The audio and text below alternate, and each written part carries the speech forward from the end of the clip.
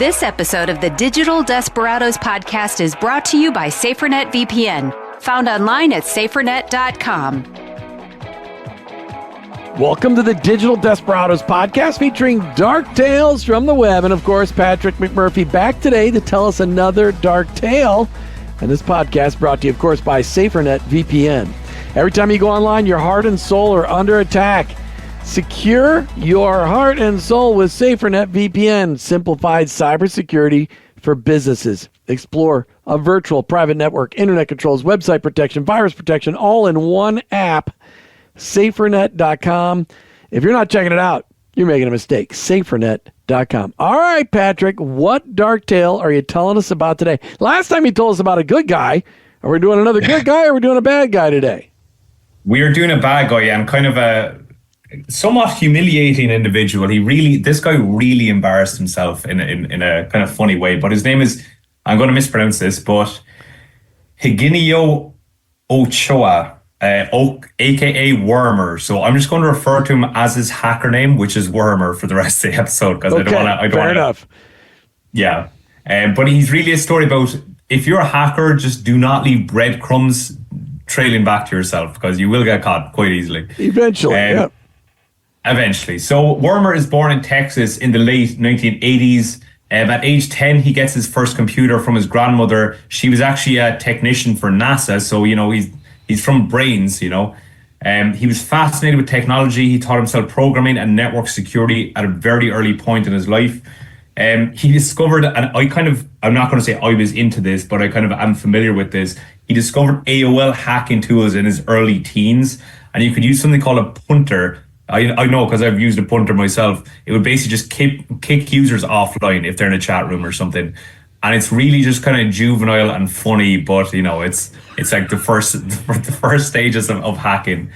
Now he does actually kind of graduate from here to brute force password cracking, breaking into administrator accounts. So that is really kind of guessing passwords because this is back in a time, and I know people still do this. I mean, people are using like their password might be like pass123. There's still a lot of people doing stuff like that, and you can actually kind of guess it quite easily. But he used the handle w0rmer, which is we're referring to him as. That's actually a very old school hacking term for a kind of an old type of virus that you don't see a lot anymore. But he really, w0rmer was hacking for curiosity and knowledge initially. He wanted to break into systems to learn how they worked. He thought that if an organization had poor security, it made hacking them completely fair game, which I kind of get as well. He became very proficient in wireless encryption hacking, and he broke into unsecured computers just for this challenge. But he was mostly kind of initially in harmless hacking. This obviously escalated over time. Something he was very into, if you remember, I think it was about 2009ish, but the Occupy Wall Street movement really caught his attention.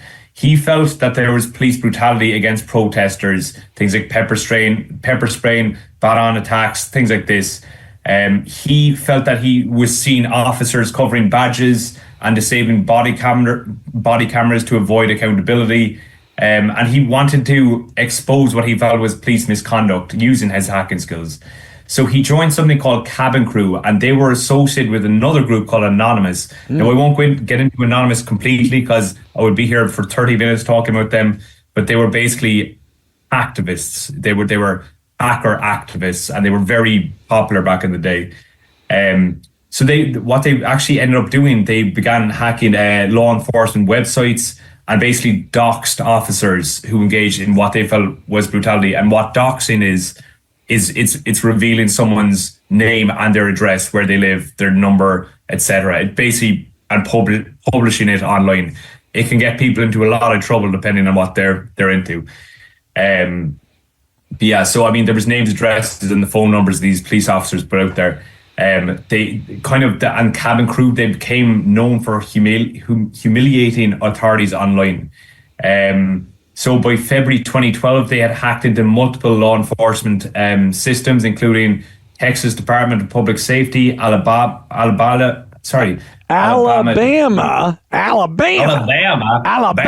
That's right.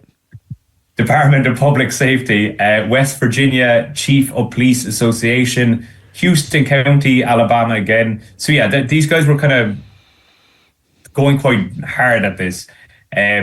So they would download, confidential law enforcement data, and then they would delete files on the website. I mean, I gotta stop you. I mean, if these guys were smart, they'd have gone to New York, Maine, Vermont, New Hampshire. Yeah. They went after people in Texas, Alabama, and West Virginia.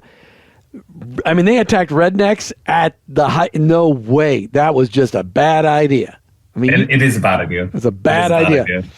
Very bad idea. They should have gone to Colorado. Nobody to bother them then.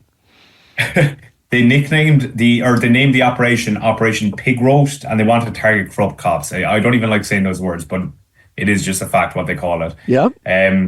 But they became kind of bolder, and they began kind of targeting FBI and police forces on Twitter. And so this is kind of where it gets kind of messy. So one of w0rmer's signatures was that he would leave all this ASCII art on a website. He would leave a taunting message. He would leave a music video. But one time, and this is really where he just messed up entirely. So w0rmer had a fiancée called Kylie. And so he basically posted a picture of his fiancée in a bikini holding a sign that said some bad words I'm not going to repeat on the show. But basically, he was taunting the law enforcement by a picture of his fiancée in bikini, which is, it is what it is. Yeah, just not. Hey, he's still a hacker, but yeah, he was taunting them, saying, "Hey, yeah, w0rmer and cabin crew, we're here, and we're going to make your life miserable." That's what's great about SaferNet is that it's not in your face. It's behind the scenes doing the job that needs to get done. And if there's somebody out there trying to hack you, SaferNet keeps them out. And that's why you got to get SaferNet on your computer. SaferNet.com. SaferNet.com. And don't post pictures of your fiancée without her permission in her bikini holding a sign, because that'll get her in trouble too. Yeah. And here's the catch. And this is, again, I mean, there's a lot of reasons why you shouldn't do that just out of being a good person, but one of the reasons why also he shouldn't have done that was that the bikini photo was taken with an iPhone that had location services enabled. And so the FBI could look at this metadata of a photo and reveal the exact GPS coordinates of where it was taken. And so, of course, the location revealed Kylie's identity. So they went on Facebook, and Kylie's Facebook had listed her relationship status, basically engaged to w0rmer. So yeah, that's all the FBI needed. That's all the FBI needed, because they could then track you down. And so they did. March 20, 2012, the FBI SWAT team raided w0rmer's house in Texas. They basically it was actually quite intense. They had guns pointed at his door, demanding he open it. He tried to destroy his laptop in the oven, but it was just too late. The FBI came in and arrested him, interrogated him about his hacking activities. But this bikini photo was actually very infamous in cybersecurity circles, because people would be like, you might be good, just do not be as big an idiot as this guy. Post your fiance in a bikini on a police enforcement website. With location services on.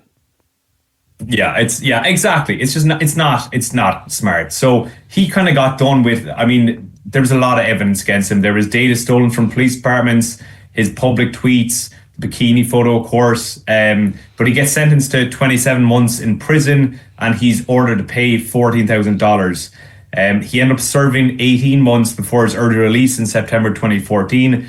And on release, he kind of wanted to get back to a normal life. However, there was a lot of kind of parole conditions, so he couldn't. It was a complete internet ban. No computers, smartphones, tablets, or any device with internet connectivity, which is really tough for someone who's either a hacker or just into tech. It's a lot to take on board. It's hard for any human. Name a human being today that could go internet free. Yeah. I mean, yeah, no one I know anyway. But yeah, I mean, basically, if he was caught found in any internet connected device, he would go straight back to prison. But yeah, and I suppose he was just forced to adapt to this world where everything is internet connected. Now his wife, they ended up getting married, Kylie, ended up handling all the online activities of banking, Netflix, communication, things like that. But I mean, even like he had trouble with his employer. Basically, like to get a code from his employer, Kylie had to take a USB drive and get an email to it. So it was just a disaster. But he often had to print stuff on paper and get mailed things via snail mail. So it was really kind of going back. He actually lived a kind of paranoid life at this point, because he was so afraid of going back to prison, violating parole, that he was really just staying away from everything. But it was very difficult when you have a job that is, kind of tech. So. Yeah, I imagine that would mess with your psyche after a while. I mean, just try to go a day without the internet. Yeah. And let alone go a life without the internet today. And back in 2014, maybe it wasn't as bad as today, but you couldn't do it today. You can't even use your refrigerator without the internet. I mean, everything is controlled with the internet, which is why you need to recognize that cyber criminals are always trying to get into your computer all the time. That's why SaferNet, you need SaferNet on all your devices. SaferNet.com. That's SaferNet.com. Get it on all your devices. We've got it on all our devices at home and in our office, and it is amazing. SaferNet.com.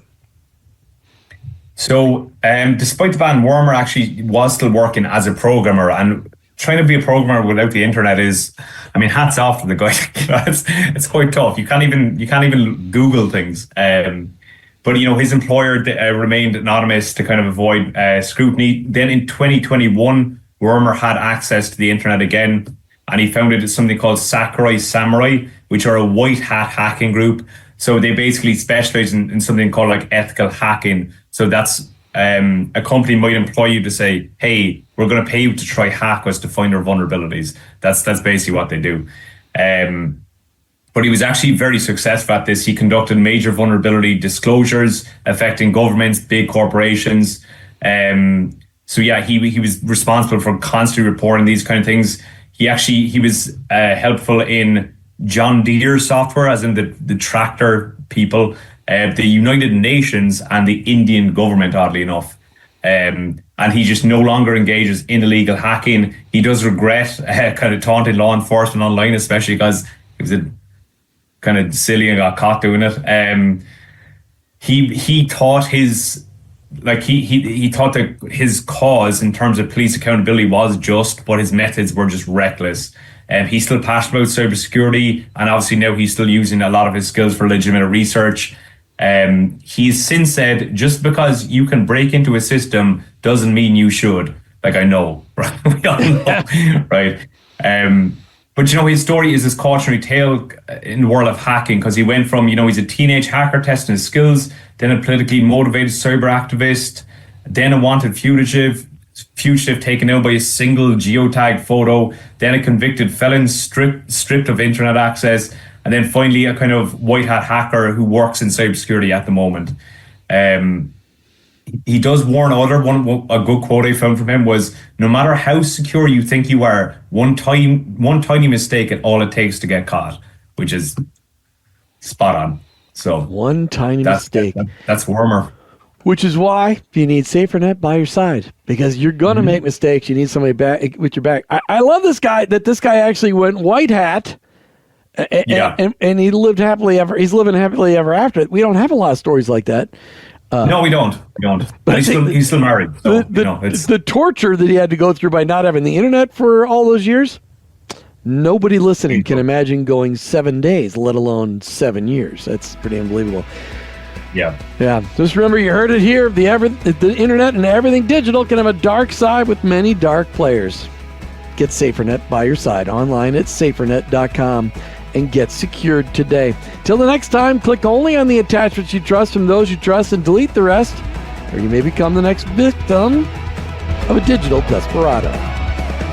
This episode of the Digital Desperados podcast is brought to you by SaferNet VPN, found online at SaferNet.com. Business owners, listen up. Criminals and search engines do not need to know everything you do on the internet. SaferNet VPN ensures your company's safety with its powerful cybersecurity defenses. Explore the Control Center dashboard for seamless management. Shield your workforce from inappropriate web content using 84 internet filters. Trust SaferNet VPN, your path to worry-free online operations. Get secured now. Sign up at safernet.com. That's safernet.com.